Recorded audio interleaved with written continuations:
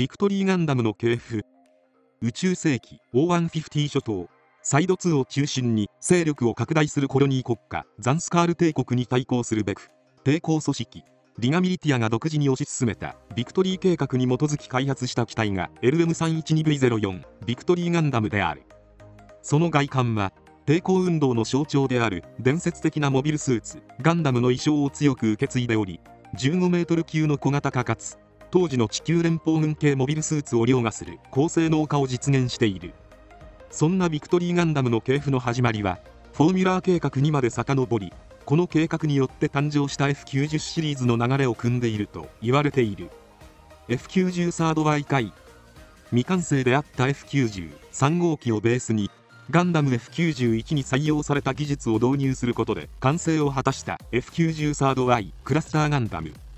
このフォーミュラー計画の集大成ともいえるクラスターガンダムの改良型が F90 サード Y 回である。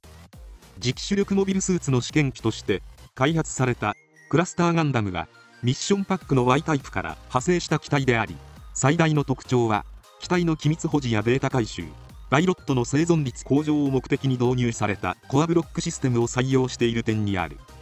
中でも改良型である F90 サード Y 回の上半身をプロトタイプトップファイターで構成するという仕様は後に誕生するビクトリーガンダムの直系の始祖とも呼ばれている。 LM111E02 プロトタイプガンイージ。この機体はクラスターガンダムの完成から約30年後、クラスターガンダムの仕様や機体形状技術がリガミリティアに流用したことで開発されたガンイージのテスト試作機である。機体色はガンダリウム合金の装甲色、そのままの白を基調とし2機が建造されている。1機は実戦投入用の改修が施された後に純コジェンコとともに主落隊へと配備され、2号機はその後も追加武装や強化パーツなどのテスト機として活用されることになる。 LM111E02 ガンイージ。サナリー協力のもとビクトリーガンダム開発用のテスト機をベースにリガミリティアが開発した量産型主力モビルスーツ。自分も含め勘違いしやすいが、ガンイージからビクトリーガンダムに発展したのではなく、原型機となるテスト機からビクトリーガンダム系列とガンイージ系列に分岐派生している。ビクトリー計画の一機として開発された本機は前述の通りプロトタイプガンイージの1機が実戦投入用に改修後、初期生産型の6機とともに主落隊へと配備。合体可変機構を排除し、各ユニット自体も調達が容易な規格品を採用したことで高い生産性と整備性を実現している。またビクトリーガンダム開発用のテスト機をベースに開発されているため、ジェネレーターはビクトリーガンダムと同様のものを搭載。そのため性能面では同年代の量産機を上回っており、ビクトリーガンダムとのパーツ共有が可能のほか、連邦軍系列の RGM119 ジェムズガン、RGM122 ジャベリンとも装備や装甲の交換が可能になっている。その生産性の高さとスタンダードかつ高性能な本機は6機の初期生産型から7機の増備型、後期量産型、現地回収型の陸戦型ガンイージ、遠距離支援強化型のガンダッシュイージなどリガミリティアの各部隊に配備されている。さらに中盤以降はガンイージのバックパックをツインテールと呼ばれる高機動型バックパックに換装した LM111E03 ガンブラスターが実戦投入されている。 LM312V04 ビクトリーガンダム。2度のオールズモビル戦役やコスモバビロニア建国戦争を経て生み出された小型モビルスーツ群は第2期モビルスーツと呼ばれ、15メートル級のサイズ、ビームシールドの搭載、適切な出力重量比といった特徴を持ち、サナリーだけでなくアナハイムエレクトロニクス社やクロスボーンヴァンガードなど各勢力が開発を始め、宇宙世紀 O120 年代の紛争において圧倒的な力を発揮していた。しかしこれ以降軍縮という流れがさらに加速していき、第2期モビルスーツの技術的躍進は影を潜めてしまう。この頃の時代背景は地球連邦政府の衰退によって宇宙戦国時代と呼ばれる戦乱へと突入しており、大規模な紛争というよりはコロニー間での小規模な紛争が発生する程度であった。そのため予算のかさむモビルスーツ開発は停滞し、旧式のモビルスーツを使用した戦闘が精一杯となっていた。中にはミノフスキードライブを搭載した F99 レコードブレイカーのような試作機の開発も進められていたが、目立った戦闘能力は持たず、あくまで試験機の側面が強い程度にとどまっている。しかし宇宙世紀 O150、 この状況を一変させる2つの組織が現れる。それがザンスカール帝国と、それに対抗するために組織された民間軍事組織リガミリティアである。ザンスカール帝国軍ベスパが開発したモビルスーツは第2期モビルスーツを上回るスペックを獲得しており、ビームローターやタイヤ型サブフライトシステムアインラッドなどの装備は非常に特殊な形状でありながら、戦略的行動半径を飛躍的に拡大させていた。これらの技術的躍進は第2期モビルスーツを第2期第2世代モビルスーツというカテゴリーへと促進させ、これに対抗するべくリガミリティアもビクトリー計画の名のもとビクトリーガンダムの開発に着手していくことになる。そんな第2期第2世代モビルスーツの代表機ともいえるビクトリーガンダム最大の特徴は、コアブロックシステムの採用とコアファイターを中心に通称ハンガーと呼ばれるトップリムとブーツと呼ばれるボトムリムで構成される機体構造にある。各パーツとの合体変形機構によって戦況に合わせた柔軟な運用性を実現し、機体各部にはハードポイントを備えているため、オプション換装による高い汎用性も併せ持つなど、マルチプルモビルスーツとして完成を果たしている。またガンダムタイプとしては珍しく量産機として完成しており、月面やヨーロッパ各地に点在するリガミリティアの秘密工場で各パーツごとに開発設計され、およそ20機前後のパーツが完成していたと言われている。ビクトリー計画にはアナハイムエレクトロニクス社やサナリーなどのモビルスーツ開発企業出身のメンバーや地球連邦軍の退役軍人などが参加し、ビクトリーガンダムやガンイージの開発に携わっている。装備された武装群は非常に標準的なものだが、特筆すべきはホワイトベースなどに採用されていたミノフスキークラフトの簡易版ともいえるミノフスキーフライトシステムを搭載しているところであり、重力化においてはモビルスーツとは思えないほどの機動性を発揮することができる。各ユニット自体も外観的にはシンプルながら高度に規格化されており、導入された技術は非常に高密度を占めている。そのため各ユニットの整備性は決して高くはないものの、ガン維持との規格共有やブロック単位での換装や交換を前提にストックパーツを確保することで、リガミリティアの主力モビルスーツとして第一線での活躍を可能にしていた。また操縦桿にはコントロールシリンダーと呼ばれる円筒状の機構が採用されており、グリップを握ったままあらゆる操作を行うことができるなど、小学生でも操縦可能なほど簡易な仕様になっていたと言われている。ビクトリー系列の共通武装。ビクトリー系列、ガン維持系列の武装は各ユニットの共有化と同じく既存のモビルスーツ群とのマッチングに適した構造になっており、ゲリラ組織特有の少人数での運用を前提に開発されている。また一見スタンダードに見えるビームライフルやビームサーベルなどの兵装の数々は地球連邦軍製の武装にリガミリティア独自の技術が盛り込まれたことで性能が向上。機体各部に備え付けられたハードポイントによって高い拡張性と分離形態時でも威力を半減させることなく使用可能な汎用性を獲得している。ビームライフルの機関を構成する小型ビーム火器ビームピストルは出力自体は低いが、2機同時に放射した際の破壊力は小隕石ごと敵機を貫通する威力を有している。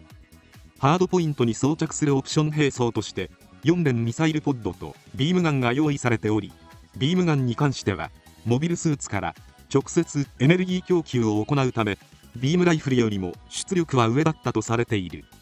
さらに太陽電池衛星ハイランドでリガミリティアが入手した開放型のメガ粒子加速砲ビームスマートガン通称物干し竿と伸縮型の大型ビームサーベルビームトライデントも強力な破壊力を有しており、ビームスマートガンは後に量産化が行われている。 LM312V04 プラス SDVB03A V ダッシュガンダム。この機体はビクトリータイプのモビルスーツにオーバーハングパックを装着し、火力と機動性を強化させたオプション装備仕様形態である。このオーバーハングパックは火力の増強と機動性、巡航能力の強化、宇宙空間での運用を目的に開発されたオプション装備であり、後述するビクトリーガンダムヘキサと並行する形で開発が進められていた。実戦においては主にエース機である薄添便のビクトリーガンダムに優先的に装備され、装着時には機体重量が増大してしまうが、機動力と推力も同時に強化されるため何ら問題はなかったとされている。また2機のオーバーハングキャノンはビクトリータイプの装備の中でも最大級の火力を誇る武装で、高威力ながら連射も可能となるほか、バックパックから取り外してガンイージの外付け用キャノン砲としても運用可能になるなど、汎用性にも優れた装備として完成。コアファイターとドッキングすることによって高い推力と火力を備えたコアブースターとなり、装着状態でも変形分離が可能であったと言われている。その反面、大型の固定兵装であるため上下にある程度の可動域は有しているものの、取り回しが非常に悪く、懐に潜り込まれたらほとんど機能しないという欠点も併せ持っている。 LM312V06 ビクトリーガンダムヘキサ。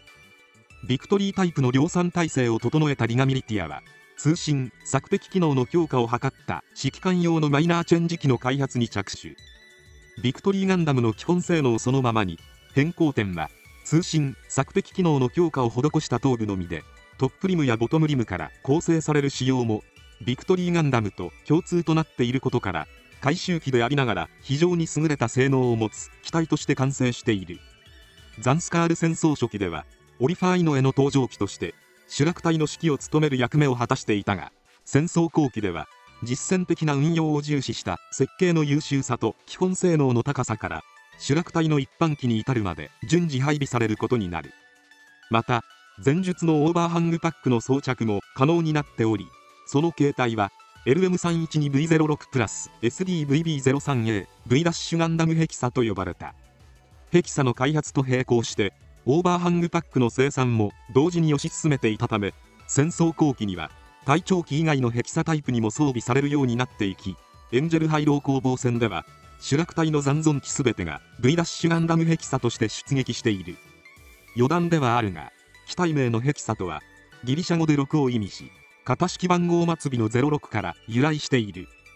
F99 レコードブレイカー。この機体はサナリーが威信をかけて開発したミノフスキードライブユニット搭載型の試験機であり、フォーミュラー計画から続く F90W タイプの派生機として完成したモビルスーツである。このレコードブレイカーは本来は戦艦などに搭載されるミノフスキードライブをモビルスーツへの搭載に成功させた初の機体であり、常時光の翼が発生してしまうなど完成度はあまり高くなかったとされているが、それでも同世代のモビルスーツ群をはるかに凌駕する巡航能力、運動性、機動性を持つ機体として完成。理論上エネルギーの持続と機体自体が耐えられるのであれば限りなく高速に近づけることができると言われている。基本フレームの 75% をクロスボーンガンダムとクロスボーンガンダムの簡易量産型フリントと共通しており、あくまでミノフスキードライブ実験機という側面が強いため、それ以外のユニットについて革新的な新技術などは導入されていない。また固有の固定武装も持っていないため、戦闘能力はあまり高くなかったとされている。後にここで得られたミノフスキードライブユニットをモビルスーツに組み込むという設計思想はセカンド V を経て V2 ガンダムの開発に役立てられることになる。セカンド V、 リガミリティアの月面基地テクネチウムで開発が行われたビクトリーガンダムの発展型モビルスーツ。セカンド V 最大の特徴はビクトリーガンダムの分離合体機構をはじめ基本性能や搭載されたシステムを継承しつつ、セカンド V 最大の特徴であるミノフスキードライブユニットを搭載している。これによって同年代のモビルスーツ群をはるかに凌駕するほどの推力の獲得に加え、ジェネレーターへの負担軽減と大幅な余剰出力の確保に成功したことから、戦艦用のビームシールドに匹敵するほどの防御力を誇るミノフスキーシールドや長距離狙撃用のメガ粒子砲メガビームキャノンを装備している。この2機の装備を備える両肩部にはオプション兵装用のジョイント基部ウェポンプラットフォームが採用されており、ミノフスキーシールドやメガビームキャノン以外の装備も完走できるなど高い拡張性も兼ね備えている。出力向上には成功したものの、セカンド V の機体強度やミノフスキードライブユニットの最大推力を発揮すると機体が空中分解してしまう危険性を兼ね備えていたため、計画は一時頓挫してしまう。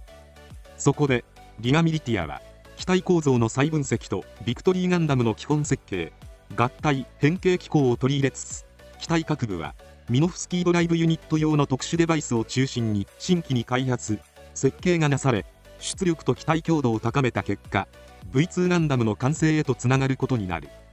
なおセカンド V は小説版に登場する V2 ガンダムに代わるウッソの登場機であり、当初は V2 ガンダムとのつながりはなかったが、ゲームへの登場やプラモ化されたことをきっかけにハイグレードユニバーサルセンチュリー版の V2 ガンダムの解説書などで前述のような V と V2 をつなぐ中間的な役割という設定が追加された。ビクトリーイージー。ビクトリータイプのコアファイターを中心にガンイージの手足を継ぎ足し開発されたミキシングビルドモビルスーツの一機。ミキシングビルドモビルスーツとは、互換性を持つ各ユニットパーツ同士を組み合わせて生み出される高性能モビルスーツのことであり、再生可能なモビルスーツとして宇宙世紀O150年代から台頭していったモビルスーツ群の俗称でもある。互換性があるとはいえ、違う機体同士の組み合わせとなるため、完成後には全く違う形状性能を有するモビルスーツになることもあり、技術者のモビルスーツに対する理解度もそれぞれ異なるため、基本的にはワンオフ機として完成するのが通常となる。そんな情勢下で生まれたビクトリーイージーはコアファイターとしての機能も残しつつオリジナルの機体性能を維持しているため、非常に優秀なミキシングビルドモビルスーツとして完成している。しかし戦闘中一度分離してしまったらその場で再びドッキングすることはできず、モビルスーツ工場で再度つなぎ合わせるしかない仕様になっている。ザンスカール帝国に対抗するべくリガミリティアが独自に推し進めたビクトリー計画は、抵抗の象徴である伝説的なモビルスーツガンダムを復活させ、ビクトリーガンダムという高性能かつ柔軟な運用が可能なマルチプルモビルスーツを完成させた。パイロットはニュータイプにして類まれなパイロットセンスと斬新な発想戦法で、周りからはスペシャルと呼ばれた少年ウッソエビンが務め、ビクトリーガンダムの性能を最大限発揮。その活躍はリガミリティアの抵抗運動に勢いと説得力を与え、ザンスカール帝国との戦力差を埋めてあまりある力を示してみせた。以上、ビクトリーガンダムの系譜の解説を終わります。最後まで動画をご視聴いただきありがとうございました。チャンネル登録、高評価よろしくお願いします。